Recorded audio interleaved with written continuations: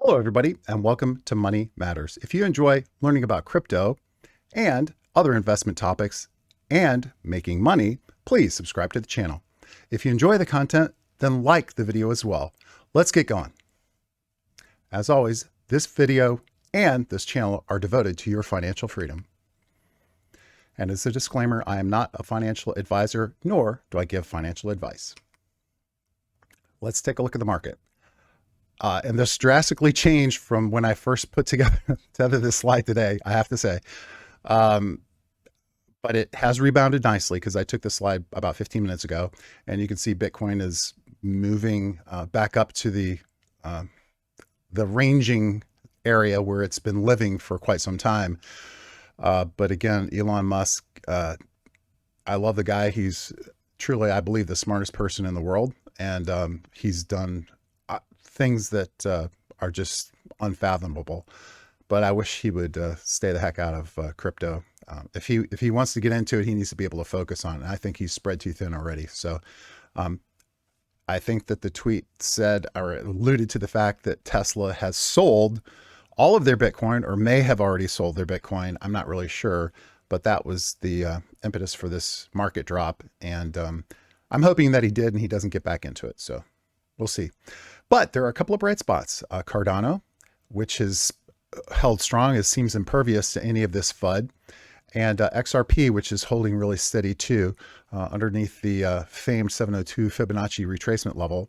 Once we break through that, we should see some pretty good movement there. Just on another note, the SEC case is starting to boil up pretty high in the area of settlement. So I would not be surprised if the prediction of end of May, sometime mid-June, which was my prediction, that the settlement comes through, everybody relists XRP and it goes to the moon. At least that's the hope. I do not know what the delay is for exchanges to relist XRP, being that the government has already made a public announcement saying they will not hold exchanges responsible in any way whatsoever if they do relist XRP. And again, the suit is against Ripple, not XRP. So we'll see. Hopefully somebody will pick it up. One of the major ones will pick it up. In the news, and we'll get to Elon here in a second, but North Dakota, there's another municipality that's decided to accept Bitcoin for utility bills. I think they're using Ethereum too. It's not going to be long before these cash-strapped municipalities, governments, towns, whatever, start to realize the fact that they can take payment in Bitcoin and actually get more money than what they actually take a payment for if they don't spend it. There's a lot of ways that they can leverage that by putting it into a fund or just leaving it invested in Bitcoin and borrowing against it if they need to borrow against it. So this is going to be a huge opportunity in the future. And it's nice to see that there are more cities and government entities that are signing up for the plan. I think it's wonderful. This was sad but true. This after Elon Musk's first tweet, the calculated loss in liquidations for people in crypto world was almost $4 billion, and that is nothing compared to what we just saw today. So I'm not really sure if we really had a chance to reset and reestablish to see if this is going to be a higher hit. But my money would be betting on the fact that this is going to be at least double or triple what we saw previously as a cause from, or as an effect from what he did. So we'll have to see about that. And again, I feel bad for all the people that are falling victim to, I'm not really sure what he's doing, but I think that it's sad that he's messing around or having fun or whatever he's doing. I don't know. Maybe he has some ulterior motive. He's going to solve the world financial problems with some plan that he has. Who knows? But over the past week or so, there's been new focus and a new spotlight placed on this whole energy efficiency or inefficiency of the crypto market. And it's been disproven quite a few times. It's not being disproven that it's expensive and energy intensive, because it is. Proof of work takes a lot of energy. But if you look at a interview that Michael Saylor gave, I think it was yesterday, he was just absolutely spot on in every single calculation. The guy's a genius, and he was just barking out so many statistical facts. It was just unbelievable. Wasted energy, unclaimed energy, all of these things that just, they pale in comparison, you know. So really, when you get down to it, the impact is very little. But aside from that, some of the other coins or projects that are proof of stake, such as Cardano and Polygon, their prices surged, or at least they're not being tumbled or pummeled, I should say, with that announcement. I think that it's also interesting that there was another, actually there's been several tweets and stories about Elon Musk getting behind, even financially getting behind Dogecoin and redeveloping it so that it's something different than what it is now. And the idea that it could become a transactional coin that was actually useful and adopted worldwide would require an amazing amount of recreation. Currently, it takes about 40 minutes to settle a transaction with Dogecoin, and it costs about I think it was $2.75 per transaction. If you compare that with XRP settles in between 5 and 7 seconds and costs less than 1/10 of a cent. So there's a lot better options out there already available. So why you would try to recreate the wheel in any way whatsoever, unless you had some other intentions, is beyond me. And if you even think that Dogecoin, in the sense it is a currency, it can be used. It is being used every single day. But if you think that there's not something better already made, you're sorely mistaken. And if you think that it's not going to get better, you're really mistaken. So hopefully this Dogecoin will make everybody their money, and then it'll just fade off into the sunset, or become something super great and have a great utility and value to people to use. It's not that now. Today, I wanted to talk about the consensus mechanism, and the reason being that we have a new focus or renewed focus on energy consumption and how bad for the environment cryptocurrencies are. It's hysterical to listen to people talking about it who have no clue what they're talking about. They have no clue whatsoever. It's embarrassing to watch them. But we're going to shed some light on some things here, and hopefully by the end of the video, you'll have a better understanding of some of the alternatives that are in the market and why some are better or worse than others. So I'm going to read this because this is an important definition. A consensus mechanism is a set of rules through which different participants within the blockchain network approve transactions. Since blockchain networks do not have a central authority to go through to check everything and make sure it's correct, consensus protocols ensure that all network participants agree that there is only one version of the ledger, one version of the blockchain. There's not multiple versions with different numbers on them anywhere else in the world.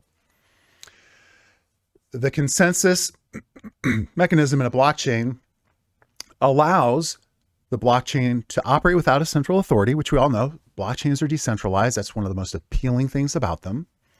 It helps to establish a single version of that blockchain, which we've talked about just a second ago. Maintain security and transparency on the blockchain network. Hell, you can go onto Ethereum network and look at anybody's wallet and see what's going on. It's pretty crazy. And of course, it prevents a 51% attack or even double spend, which has been a concern since the initial paper that came out. Double spend had to be solved, had to be prevented in order to make sure that it was a reliable, accurate blockchain or ledger. There are quite a few different types of consensus mechanisms. I'm going to talk about 3. These are, well, 2 of them the most popular, and the third is not only the most interesting, but is the one that I think has the brightest future, and I'll tell you why. So let's look at each one of them individually. The first one, which everybody's aware of, is proof of work. And an example of proof of work would be Bitcoin or Ethereum. You've heard about people who mine, or companies that mine Bitcoin and mine Ethereum. That's what they're doing. When they're mining, they're solving a mathematical calculation that verifies a transaction. It uses SHA 256 hashing, and you're confirming transactions. It's what you're doing. This is what makes Bitcoin the most secure blockchain in the world. And hopefully it'll continue in that way. It's never going to be a currency to spend. It should be a store of value. And to move away from a proof of work, in my mind, would be a huge mistake. In fact, I think it should be augmented with some other technologies to enhance it even further. So it's basically all of these computers that are running around the world are solving mathematical problems. Using special computers that just do this problem solving. That's all they do. You can't run Windows on them or anything like that. They're ASIC miners and even bigger miners than that. But anyway, there's no need for a trusted third party, and which is important because that is where the decentralized mechanism comes into play, where our whole financial economy is moving, is based on this whole idea of decentralized property or decentralized governance or presence, as you would say. There is a drawback and a downside, in which we've all heard about many, many times, and that's the fact that proof of work requires a tremendous amount of energy. Tremendous in a relative sense, because tremendous is relative. It is as much as a small country would use, but then again, a small country may not use very much in comparison to the United States. In fact, you could argue that there are literally millions of functions that go on in this world requiring electricity that use more than Bitcoin, even more very trivial type things. So that's an issue. However, necessity is the mother of all invention. So you've noticed, or you will notice, or if you investigate, you'll see that a lot of these giant companies that have these magnificently huge mining endeavors with thousands upon thousands of machines that do nothing but mine are built right next to a hydroelectric dam, or built in geographic areas that provide them the ability to use renewable energy. Why? Well, because it boosts their profit. That's the main reason. But the byproduct is that it's not dirty. We're not burning coal. This isn't a burning coal. When you charge your Tesla, you're getting your Tesla electricity from an electric plant, many of which, even here in the United States, are driven by coal, Elon Musk. Just a fact. Proof of stake, on the other hand, uses a different mechanism. And a great example of proof of stake is Cardano or Polkadot. There are a ton. In fact, I would argue to say that most new projects that are being considered or launched are using proof of stake. The main reason being that it does not require this tremendous amount of energy, and it operates in principle in a different way. So let's take a look at it. And then there's some really important points that I'd like to show you or talk about with proof of stake, being that so many people or so many companies, including Ethereum, are making a mad rush towards this type of technology. So proof of stake, or POS, coin holders can mine. We really kind of say validate because they're not really mining anymore. So like, for example, if you want to stake or become a validator for Ethereum, you have to have, I think it's 32 Ethereum to be able to do that. Then there's other criteria. You have to have an internet connection that's up 24/7. If you drop your interconnection, they can take some of your ETH away. There's all kinds of rules that go along with it. But basically, you stake Ethereum to become a validator. Now, the validators are chosen based on the number of, the main point is the number of Ethereum or coins or tokens that they hold. So for example, if I have one Ethereum and you have 1,000 and we're both staked, well, I'd have to have 32. But if I had 32 and you had 1,000, we're both staked, the likelihood of me becoming a validator to solve a block would almost be zero compared to you, because you have more invested in it, basically. So it was basically, brought about, this technology was really brought about to compete against or to address the negative issues brought about by proof of work. Not only is it slow, there's a lot of things that are bad about it. But it's used in the same way. You're validating transactions on the blocks and adding them to the chain. The biggest benefit of this type of system is that it requires a lot less energy. It's much smaller than proof of work. So it's very appealing in a lot of ways. Now, there's a theory, and we'll talk about this a little bit later too, with respect to consensus attacks or leveraged attacks in different types of consensus models. And one of the big advantages of POS, or of proof of stake, is that if you're a validator and you have a lot of money tied up or staked into Ethereum, you're not going to benefit from an attack on the network. In fact, this is going to be very detrimental to you.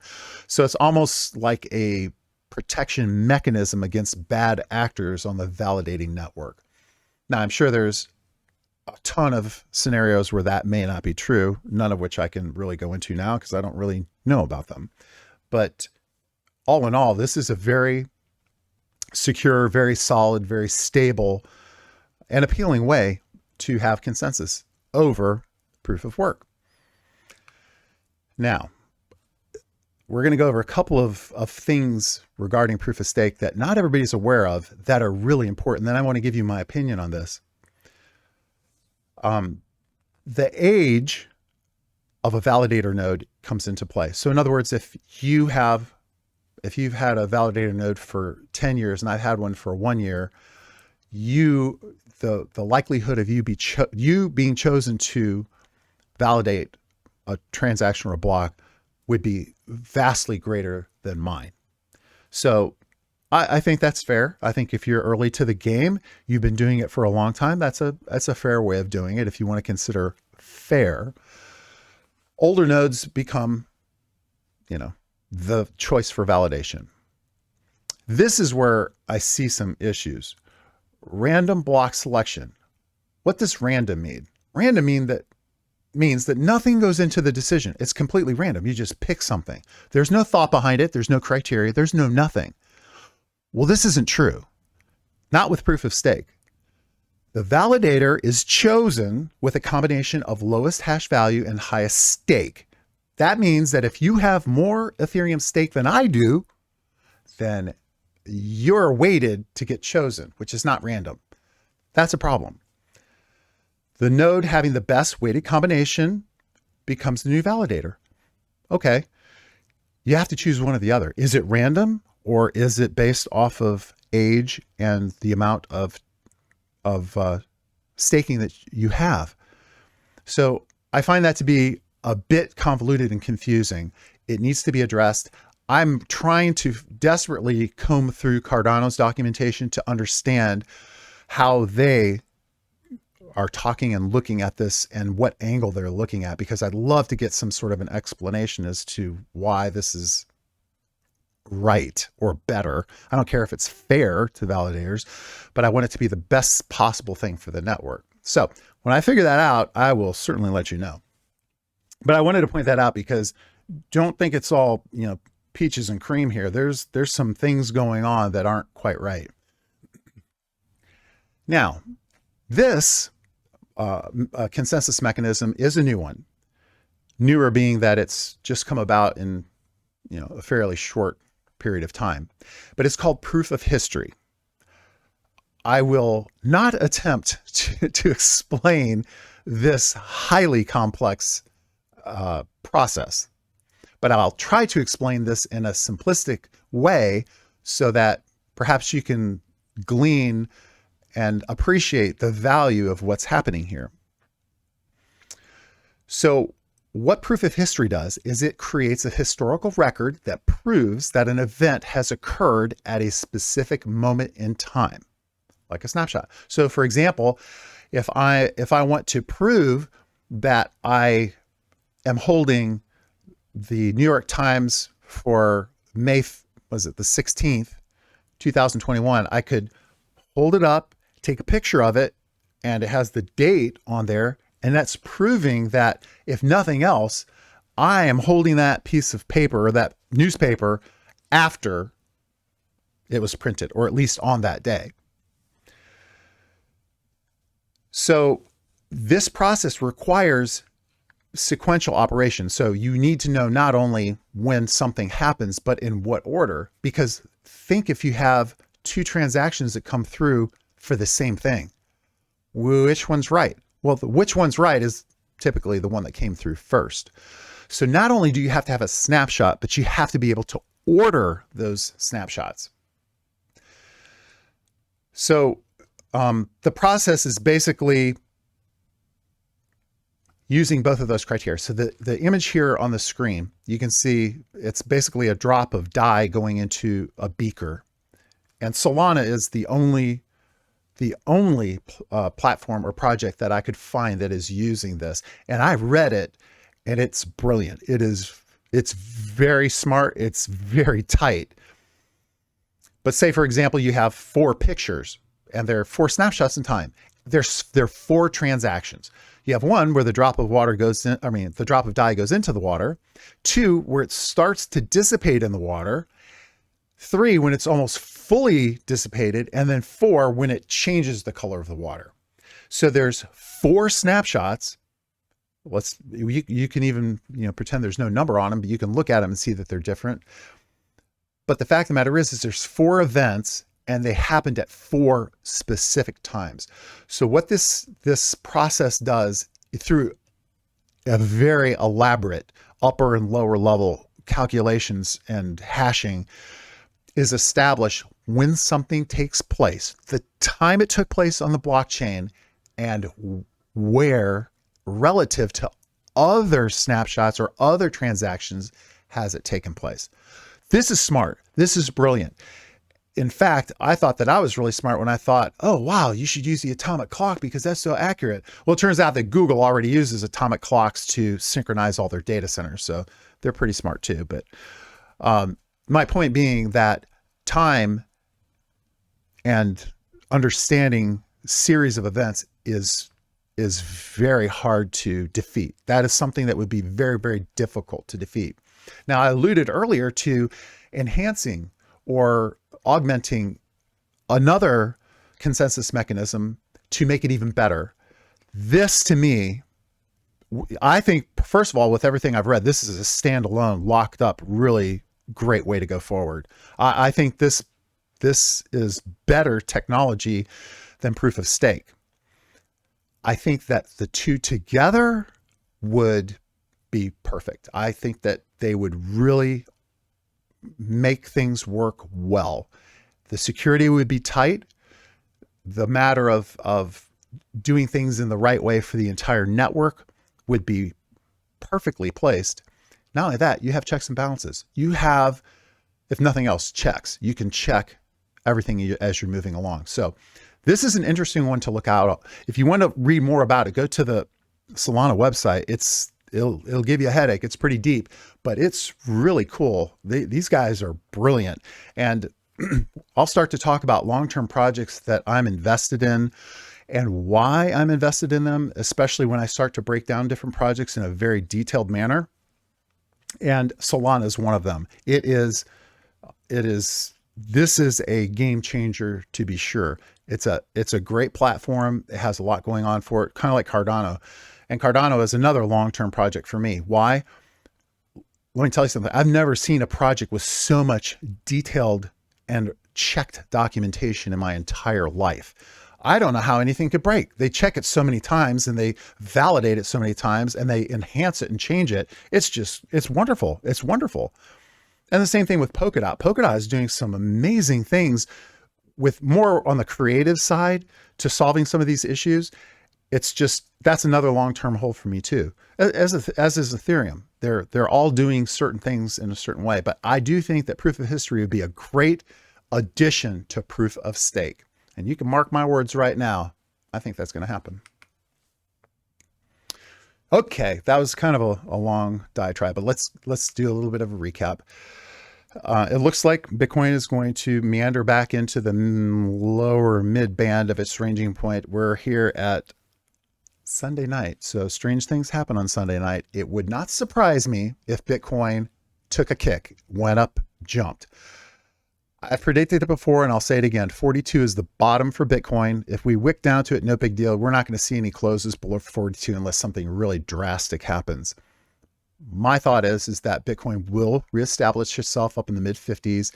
And then as things cool off and we realize that Elon Musk is no longer dealing in crypto, it will start to either range sideways within that $10,000 range between 60 and 50 for a long time, or start to work its way back up. Again, once it breaks 62, all bets are off. It's going to go up high.